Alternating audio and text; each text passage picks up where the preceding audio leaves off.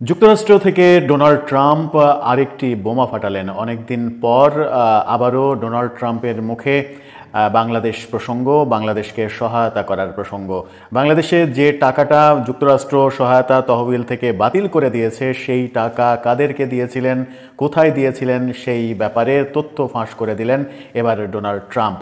সেটি কি যারা টাকাটা পেয়েছিলেন তাদের জন্য বিপদের কারণ হলো, নাকি জুলাই আগস্ট বিপ্লবকে বিতর্কিত করার একটা প্রক্রিয়া শুরু হলো? আসসালামু আলাইকুম দর্শক, বাংলাদেশের বর্তমান রাজনৈতিক প্রেক্ষাপট এবং পরিস্থিতি বিবেচনায় আপনাদের সামনে কিছু গুরুত্বপূর্ণ ভিডিও নিয়ে হাজির হয়েছি। তো চলুন আমরা বেশি কথা না বাড়িয়ে আমাদের মূল আলোচনায় চলে যাই। তার আগে বলবো, যারা এখনও পর্যন্ত আমাদের চ্যানেলটি সাবস্ক্রাইব করেনি, অবশ্যই আমাদের চ্যানেলটি সাবস্ক্রাইব করে পাশে থাকা বেল আইকনটি ক্লিক করে রাখবেন। তো চলুন বেশি কথা না বাড়িয়ে আমরা মূল আলোচনায় ফিরে যাই। বলছিলাম যুক্তরাষ্ট্রের প্রেসিডেন্ট ডোনাল্ড ট্রাম্পের কথা। ডোনাল্ড ট্রাম্প বাংলাদেশের রাজনৈতিক যে কাঠামো, সেই কাঠামোকে শক্তিশালী করার জন্য $29 মিলিয়ন ইউএসএড দিয়েছিল এবং একটা নাম সর্বস্ব কোম্পানিকে দিয়েছিল যাদের কোনো খ্যাতি নেই, নাম নেই, যশ নেই, এবং যে প্রতিষ্ঠান বলতে একটা এনজিওকে দিয়েছিল, সেই এনজিওতে মাত্র 2 জন মানুষ কাজ করে। এই চাঞ্চল্যকর তথ্যটি ডোনাল্ড ট্রাম্প নিজেই, যুক্তরাষ্ট্রের প্রেসিডেন্ট নিজেই ফাঁস করে দিয়েছেন। এখন পর্যন্ত তিনি সরাসরি সেই প্রতিষ্ঠানের নাম এবং ব্যক্তির নাম বলেননি। কি বললেন ডোনাল্ড ট্রাম্প? তার ফলে উদ্ভূত পরিস্থিতি কোন দিকে যাবে তিনি বললেন, তারা $29 মিলিয়ন, 350 কোটি টাকারও বেশি যেটি পেয়েছে, তারা একটা চেক পেয়েছে। আপনারা চিন্তা করতে পারেন, ধরেন আপনার একটা ছোট ফার্ম আছে, আপনি এখান থেকে $10,000, ওখান থেকে $10,000 এমন করে হয়তো পেতেন, আর তারপর আপনারা যুক্তরাষ্ট্র সরকারের কাছ থেকে একেবারে $29 মিলিয়ন পেয়ে গেলেন, অথচ সেই প্রতিষ্ঠানটিতে কাজ করে মাত্র 2 জন ব্যক্তি। এই কথাটি ডোনাল্ড ট্রাম্প তার ভাষণে যেটি বলেছেন, সেই ভাষণের বাংলা অর্থ করলে সেটি দাঁড়ায়। এরপর তিনি বলেছেন মাত্র 2 জন মানুষ। আমার তো মনে হয় তারা এখন খুবই খুশি, তারা বিরাট ধনী হয়ে গেছে। এমন বিশাল প্রতারণার মাধ্যমে টাকা অর্জনের জন্য আমার তো মনে হয় শিগগিরই খুব ভালো একটা অর্থনীতির ম্যাগাজিনের প্রচ্ছদে তাদের ছবিও ছাপা হতে পারে। তিনি কটাক্ষ করে বলেছেন এই দুজনকে উদ্দেশ্য করে যে হঠাৎ করে $10,000 একটা প্রতিষ্ঠান, সেটি যখন $29 মিলিয়ন পেয়ে যায় এবং সেটা বাংলাদেশের রাজনৈতিক খাতকে শক্তিশালী করার জন্য, সেই ফান্ডে বাংলাদেশের রাজনৈতিক কাঠামো শক্তিশালী করার জন্য এনজিও কি ভূমিকা পালন করবে, এনজিওর কি দায় এমন যে বাংলাদেশের রাজনৈতিক কাঠামো শক্তিশালী করতে হবে?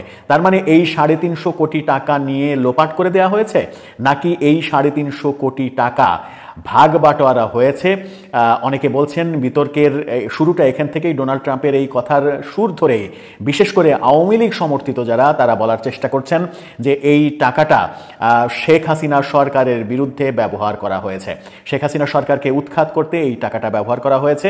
এছাড়াও বিপুল পরিমাণ অর্থ বিভিন্ন জায়গা থেকে এসেছে, এমন আলোচনা চতুর্দিকে চলছে। আসলেই কি সত্যি শেখ হাসিনা সরকারের পতনের পেছনে কি এই 350 কোটি টাকা ব্যয় করা হয়েছে? ডোনাল্ড ট্রাম্প যেভাবে কটাক্ষ করে বললেন যে 2 জন ব্যক্তি মাত্র কাজ করে একটা এনজিওতে, মাত্র 2 জন ব্যক্তি কাজ করে, চিন্তা করা যায় সেটি কি এনজিও হওয়ার কথা? এনজিওর কাঠামোতে সেটি কোনোভাবে এনজিও হওয়ার কথা নয় যদি সেখানে মাত্র 2 জন লোক কাজ করে, কারণ তার নিবন্ধ এনজিও হিসেবে সার্টিফিকেট পাওয়ারই কথা নয়, এনজিও হিসেবে তার নিবন্ধনই হবে না যদি সেখানে মাত্র 2 জন লোক কাজ করে। সেখানে সেরকম একটা প্রতিষ্ঠানের কথা ডোনাল্ড ট্রাম্প বললেন যেখানে মাত্র 2 জন লোক কাজ করেন এবং তারা অখ্যাত একটা কোম্পানি, যাদের পূর্ব অভিজ্ঞতা নেই, যাদের কোনো নাম যশ নেই, খ্যাতি নেই, বড় কাজ করার অভিজ্ঞতা নেই, সর্বোচ্চ $10,000 কাজ করার অভিজ্ঞতা রয়েছে। সেই কোম্পানিকে ইউএসএইড, বাইডেন প্রশাসনের হয়ে ইউএসএইডের মাধ্যমে $29 মিলিয়ন দেওয়া হয়েছে, যে সহায়তা ডোনাল্ড ট্রাম্প এসে পরবর্তীতে দেওয়ার জন্য বাতিল করে দিয়েছেন। পরবর্তীতে আবারও দেওয়ার কথা ছিল, এই সহায়তা তিনি বাতিল করে দিয়েছেন। বাতিল করে দেওয়ার কারণ হচ্ছে, তিনি বলেছেন যে আমার দেশের ভ্যাট ট্যাক্সের অর্জিত টাকা অন্য দেশের রাজনীতি, গণতন্ত্র এগুলো উদ্ধার করতে আমি কেন ব্যয় করব? সেই কারণে তিনি সেটা বাতিল করে দিয়েছেন। বাতিল করে দিতেই পারেন, সেটা তার ইচ্ছা, তার খায়েশ। কিন্তু তিনি যে কথাটা বললেন, যে প্রতিষ্ঠানের কথা বললেন, আপনারা কি একটু ভেবে পাচ্ছেন সেই প্রতিষ্ঠানটা কোন প্রতিষ্ঠান? প্রতিষ্ঠান, কোন প্রতিষ্ঠানে এরকম মাত্র 2 জন করে মানুষ কাজ করে, কোন প্রতিষ্ঠানের সঙ্গে আমেরিকা এবং ইউএসএর খুব ভালো সম্পর্ক থাকতে পারে। সম্ভবত একটু মাথা ঘামালেই ব্যাপারটা পরিষ্কার হয়ে যাবে। ডোনাল্ড ট্রাম্পের এই ভাষণের পরে হয়তো 2-1 দিনের মধ্যে এটা নিয়ে প্রকাশ্যে লেখালেখিও শুরু হবে। একটু ভাবুন, ভেবে যদি কুল কেনারা করতে পারেন তাহলে আমাদের কমেন্ট বক্সে জানাতে পারেন। প্রশ্ন আরও একটি রাখতে চাই যে ডোনাল্ড ট্রাম্প যে কথাটা বললেন গণতন্ত্র এবং রাজনীতিকে মজবুত করার জন্য এই টাকাটা দেয়া হয়েছে, বাংলাদেশের রাজনীতি মজবুত করার কোন খাতে এই টাকাটা খরচ হয়েছে সেটার কোনো নজির আমরা দেখেছি কিনা, সেটার কোনো দৃশ্যমান ব্যাপার আমরা কোথাও দেখেছি কিনা, নাকি এটা সরকার শেখ হাসিনার যে সরকার সেই সরকারের বিরুদ্ধে ব্যবহার করা হয়েছে, যার ফলে জুলাই অভ্যুত্থান যে এত বড় একটা অভ্যুত্থান, যদি এই টাকার, এই এনজিওর এই টাকার ব্যাপারটা সত্য হয়ে যায় তাহলে জুলাই বিপ্লবের যে গর্ব, জুলাই বিপ্লবের যে গর্বিত অধ্যায়, সেই অধ্যায়টা অনেকখানি বিতর্কিত হয়ে যাবে। নিশ্চয়ই জুলাই বিপ্লবে যারা অনেক বেশি আবেগের সঙ্গে অংশগ্রহণ করেছেন তারা কেউই চাইবেন না জুলাই বিপ্লবটা বিতর্কিত হয়ে যাক। দর্শক, আপনার মতামত জানিয়ে লিখতে পারেন আমাদের কমেন্ট বক্সে।